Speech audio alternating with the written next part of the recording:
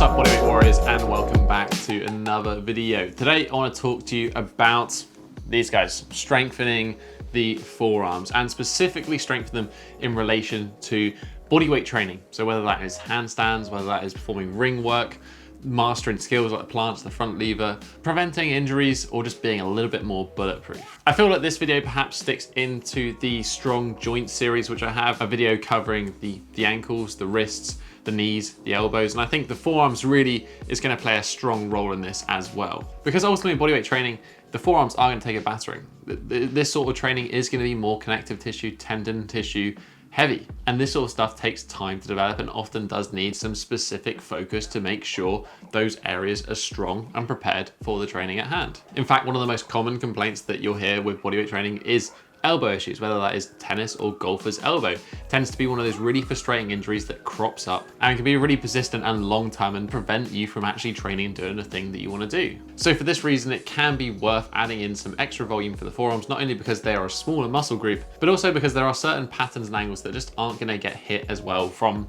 our normal training and could do with a little bit extra love and support. So in today's video, I'm going to share with you 3 exercises that I think are going to be really useful for conditioning your forearms, as well as one bonus exercise, which, let's be honest, I stole from Athlean X, and I saw it and I was like, that's a really good idea. So I'm gonna share with you that one at the end and why I chose it. But other than that, let's jump into this video. So first up, we have the hammer twists, specifically hitting the pronator teres and the supinator, which, guess what? Pronate and supinate the forearm. Now the forearm is actually quite a complex structure. There's like 20 different muscles that involve in many different things. We're gonna focus on a few specific patterns today, but ultimately, when I'm talking about muscles, there's probably gonna be more than just the muscles being discussed involved in the movement. As with anything, it's very hard to isolate something down to the muscle itself, and you probably don't want to do that because, well, intermuscular coordination is a thing. You want muscles to work together. Now this drill in particular for me was very useful when I was struggling with golfer's elbow. Now, just on a side note, when I was researching and writing this video, I had some thoughts and some ideas for a specific golfer's elbow video, which I do think I'm going to create, but I want to hear if you want to see that video. Please let me know in the comments down below, because I've certainly got some frustration with what is generally shared out there on YouTube on this. But the reason I like this exercise is because of its focus on that pronator teres. It's actually quite an important muscle when it comes to body weight training. It crosses 2 joints, both the wrist and the elbow. And whilst its primary function is involved in pronation of the wrist, it's also going to be partially involved in flexion of the elbow. So we're going to end up using it in pretty much any pulling movement. However, it tends to be underdeveloped and a little bit weak, which is a problem when it comes to things like the muscle up and the front lever, which is where often this muscle will cause problems and potentially some pain. The other side of this movement trains the supinator, which helps to supinate the wrist. This muscle works in conjunction with the bicep brachii when the arm is bent, so during, again, those pulling movements. However, when the arm is straight, it becomes more isolated. This is where it becomes important with things like the planche or the handstand. By performing these twists through a full range of motion, we get to work both of these muscles, both eccentrically and concentrically. They're kind of working in an antagonistic way. We're gonna perform this movement with a nice smooth cadence, something like 2 to 3 seconds, both for the lowering and the raising portion in either side. I do have a couple of modifications for you that could be kind of useful. First of all, this movement's commonly performed in a bent arm position, but working them in a straight arm position is also going to have more relation to straight arm movements like the handstand, like the planche, and like the front lever. So I would definitely try both of those out. Additionally to this, I would also try playing with the strength curve. To do this, we just have to change the orientation of our body because gravity as a vector is always working down. So by lying on our side, depending on which side we're lying, we can focus on either that pronation or that supination aspect more intensely. Next up, sticking with the hammer theme, we have hammer raises. Now, this is going to use the same principle as the first exercise, the same sort of setup. However, we're going to be using the range of motion known as radial and ulnar deviation. This is specifically important if we're ever going to do some work on parallel bars or the parallel. Again, another common injury and complaint that I see is going to be tenderness in the forearm when first learning things like the planche. And that's because we don't get actually often to train this particular range of motion, this deviation in our forearms. There's no other particular exercises that are really going to aggressively do this until we start learning movements on the parallels or parallel bars.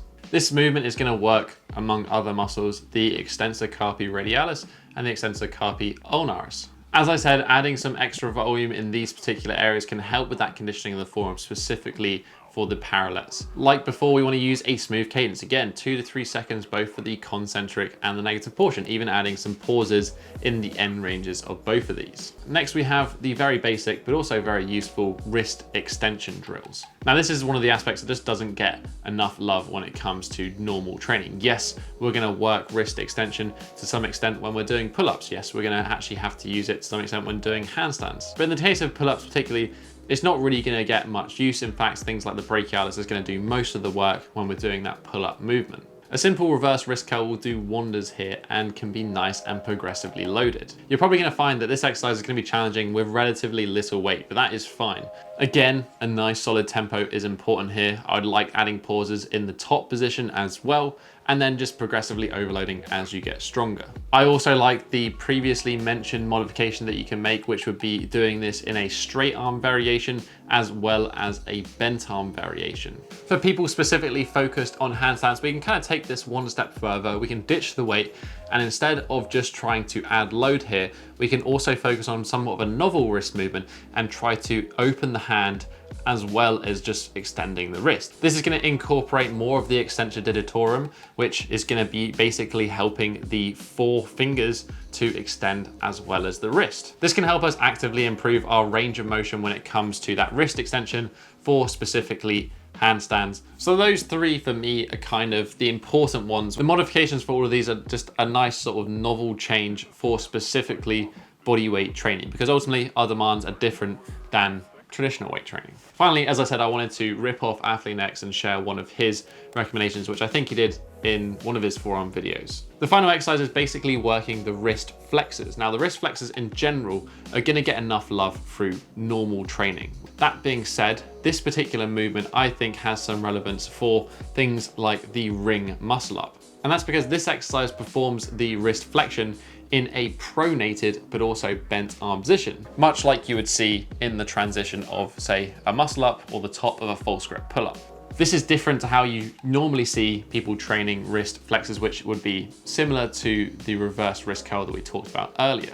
As I said, the reason I like this exercise is because it basically mimics perfectly that position that often causes a lot of elbow discomfort in specifically that ring muscle up position, and often a position that is generally weak until you do some rings training and get some exposure to it. So I think doing this exercise, building up some volume here, actually could be a really great preparation for anyone wanting to get into their rings training. But that's the 4 exercises that I quite like for specifically forearms with bodyweight training. For all of these, I would recommend training them for 2 to 3 sets of higher rep range, so maybe 12 to 15 reps, all being performed with that nice, slow, controlled, good tempo. Now, this isn't something that you need to perform in every single session throughout your training, but rather I personally prefer to perform this one as more of a general physical preparedness. It might be something that I do for 4 to 8 weeks, maybe once or twice a year, and I'll do it a couple of times a week. And then I would consider my forearms prepared or conditioned a little bit, and then I can go do my normal training, and then I might come back and revisit at different points in my training. If you have some specific elbow issues or some forearm issues or something you're working with, then perhaps it makes more sense for it to become more of a commonplace until those issues are resolved. But as always, if you do have an injury, if you do have any pain, it is worth going to see a physio, getting that issue addressed properly and based on you at an individual level. If you do have anything else to add to this, or you want to request some more videos in the future based around this, then please let me know in the comments section down below. If you just enjoyed this video, hit that thumbs up button, support the channel, show you that you enjoy these sort of videos, these deep dives, going a little bit more technical with things.